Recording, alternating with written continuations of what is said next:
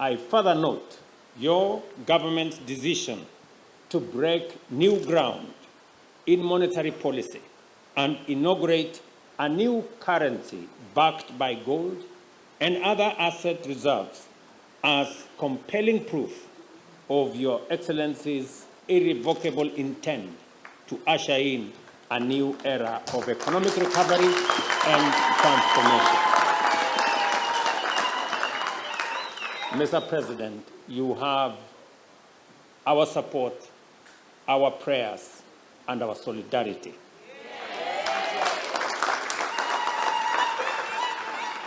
It is clear, Dr. Mnangagwa, that you have no hesitation whatsoever in doing the complex, challenging work of laying a robust structural basis for sustainable growth in investment, industrialization, productivity across every sector, and inclusive development in Zimbabwe and in our region, working with the rest of the leaders.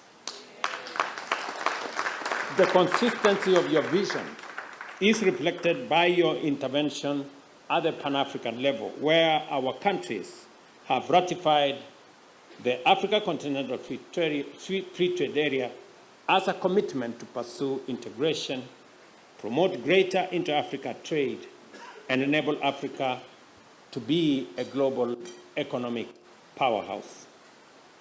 Our two countries have a deep understanding which underpins our mutual support over the years in diverse areas.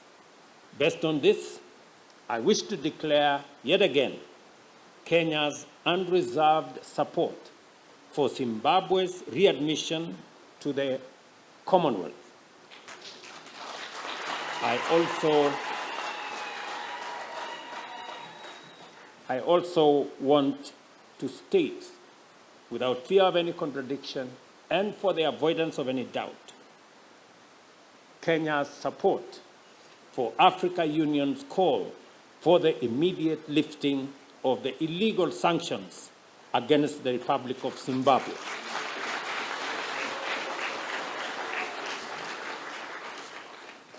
"24 years of sanctions is unfair, unnecessary, and illegal. Those children born 24 years ago don't understand what this is all about. The women, people in rural areas, do not understand what this is all about. We say this not to be politically correct. We say it because it is the right thing to say.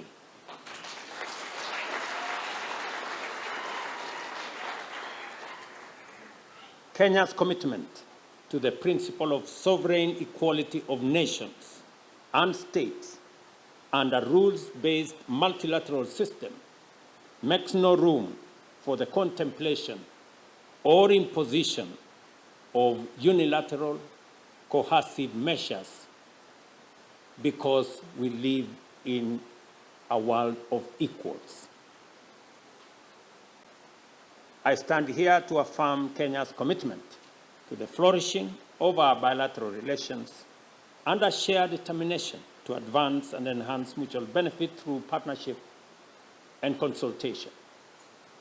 Mr. President, I look forward to working with you as we redesign, reconfigure, and re-engineer the Africa Union to make it fit for purpose, so that together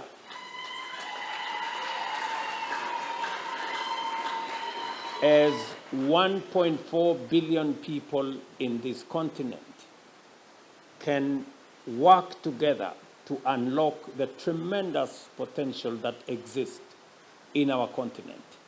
I listened to you very carefully, Mr. President, as you talked here about the wealth of resources that are available in Zimbabwe. It is the story in every other country in our continent. We are a continent of great potential. We are a continent of tremendous opportunity. And it is on our shoulders to have a new narrative for our continent. For a very long time, we allowed a narrative to be weaved about us and our continent, that we are a continent of conflict, of war, of disease, of poverty, of hunger, which is not the case. We may have challenges, but this continent is about much more.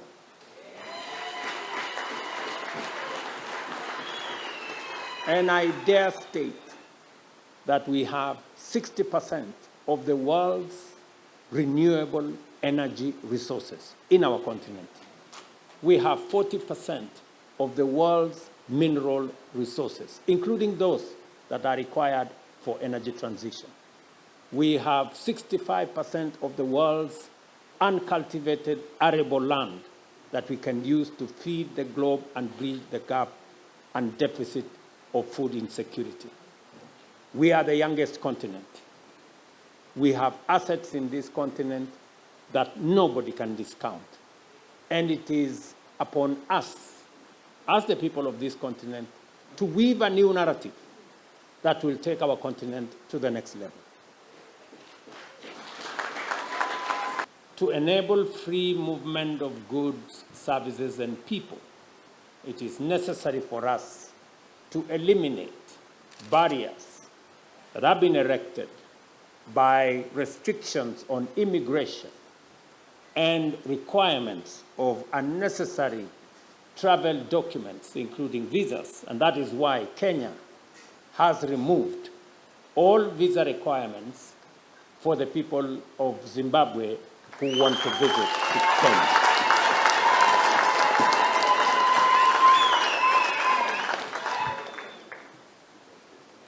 You now don't need any paperwork.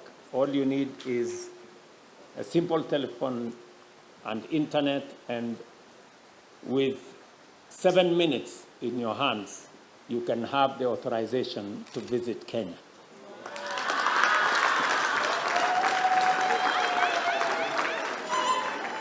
I believe, Mr. President, that the more we facilitate movement of people, the more we make it easy for ideas to move across borders. And those of us who are policymakers must be careful not to use the borders as barriers, but to use the borders as bridges for our people to come across and do what they know how to do best. The consistency of our policies, Mr. President, is what will make the difference in our continent. I am confident, my dear brother, that our countries are poised to accomplish immense growth together on the basis of bilateral frameworks of cooperation that we have entered and the numerous areas of potential mutual gain that we have explored in our discussions earlier and later tomorrow morning when we sign off on some of the bilateral agreements that have been agreed between Kenya and Zimbabwe. I am also highly encouraged, my elder brother, by your willingness and readiness to embark on a bilateral collaboration that will enable us take our bilateral relations to our all-new level for the mutual benefit of the people of Zimbabwe and the people of Kenya. Mr. President, the evidence of your determination to steer the nation of Zimbabwe into prosperity is abundant, obvious, and inspiring. In particular, I commend your resolve to undertake bold and necessary reforms and promote investment and other forms of support to bolster agricultural productivity to enhance food production in your country. Your emphatic commitment to accelerate the development of energy, transport, and communication infrastructure as enablers of trade and investment, productivity and efficiency, and ultimately rapid economic growth is a potential testament to the boldness and ambition of your vision for Zimbabwe's economic turnaround. Your Excellency, Kenya is seeking Zimbabwe's support, having presented its candidate for the AU Commission Chair for 2025-2028 after the Africa Union Executive Council on the 15th of March this year unanimously adopted the decision that Eastern Africa region submit candidates for the AU chairperson. Kenya candidature is informed by the role that the country plays in enhancing our Pan-African agenda. I want to thank you, Mr. President, for your positive consideration of this matter, and I promise that we will work together towards a better Africa for all of us. Three significant things are important as we focus in consolidating our market into one big, attractive, potential market. Number one is to make sure that our Africa Union Commission has the power to be able to speak on our behalf. The current Africa Union Commission has very little power, in fact, none. We set up a commission and kept all the power as nations. We need to donate some power from our countries so that the Africa Union Commission can do business on our behalf. Number two, Mr. President, any system that doesn't have accountability is destined to fail. Therefore, Africa Union Commission need to have an accountability mechanism. As it is today, it is disjointed. There is no parliament to approve their budgets. There is no parliament to approve their appointments, and therefore it cannot be accountable. We need a fit-for-purpose parliament.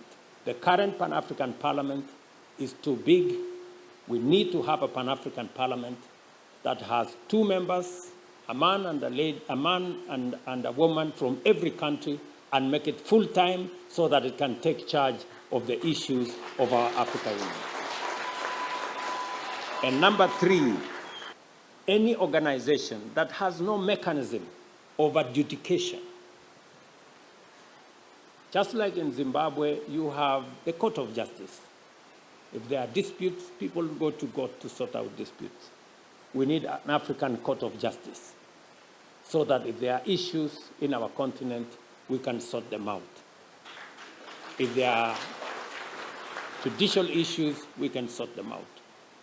Mr. President, I will be looking forward to working with you as we design a fit-for-purpose organization that will prosecute our agenda and drive the aspirations of our people to reality.